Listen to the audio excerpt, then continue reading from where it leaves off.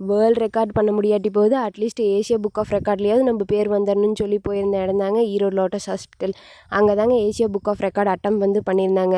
Last week பார்த்திங்க அப்படின்னா breast feeding mothers எல்லாம் வாலண்டியர்ஸ் வர சொல்லிவிட்டு பிரஸ்ட் ஃபீடிங் ஜேர்னியோட அவேர்னஸ் க்ரியேட் பண்ணுறதுக்காகத்தாங்க இது பண்ணியிருந்தாங்க. இருக்கிறதுலேயே அதிக மதர்ஸ் ஒரே டைமில் பிரஸ்ட் மில்க் டொனேட் பண்ணி அதை ஒரு ஏசியா புக் ஆஃப் ரெக்கார்ட் அட்டம் பண்ணியிருந்தாங்க. ரொம்பவே சூப்பராக பண்ணியிருந்தாங்க. போயிட்டு நம்மளோட பங்களிப்பையுமே ஆற்றிட்டு அதுக்காக நம்மளோட பேர் நம்ம பேபியோட பேர் எல்லாமே போட்டு ஒரு சர்டிஃபிகேட்டுமே கொடுத்துருந்தாங்க. சர்டிஃபிகேட்டு கிஃப்ட் ஹேம்பர் எல்லாமே வாங்கிட்டு வீடு வந்தாச்சுங்க.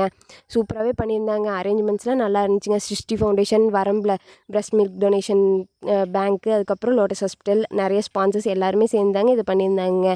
அங்கே போயிட்டு வந்தோடனேயுமே அந்த கிஃப்ட் ஹேம்பரில் என்ன இருக்குதுன்னு வீட்டுக்கு வந்தோடனேயுமே ஓப்பன் பண்ணி பார்த்த வேலை தாங்க. ஓப்பன் பண்ணி பார்த்தோம் அப்படின்னா உள்ளே 2 டவல் இருந்துச்சுங்க. அப்புறம் இனியன் குட்டிக்கு ஒரு ஷர்ட்டு, அப்புறம் நிறைய ஸ்வீட்டு, ஸ்நாக்ஸு, கேலக்டோகாக்னு நிறையவே கொடுத்துருந்தாங்க. எல்லாத்தையுமே எடுத்து பார்த்துட்டு நம்ம வரத்துக்கூட ஒரு ஃபோட்டோ எடுத்து டேவை முடிச்சாச்சுங்க.